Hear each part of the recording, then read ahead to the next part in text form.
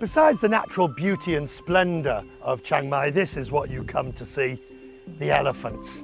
And at this sanctuary, there are several dozen of them. I've never seen so many elephants.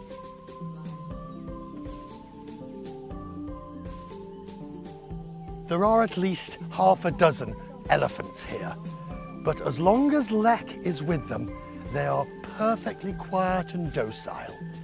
One feels quite safe amongst these giant beasts. Well, almost safe. I'm not sure what one's supposed to do with these elephants once they get this close and this big. Amazing. Hello.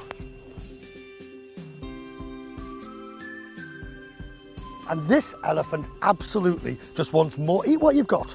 Eat what you've got, thank you. One at a time. No, eat, eat.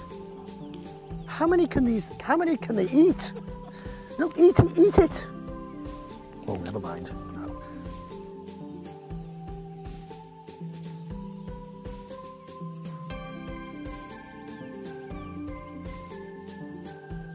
Oh, fine. All right. Have another banana. Oh, and another one. And another one.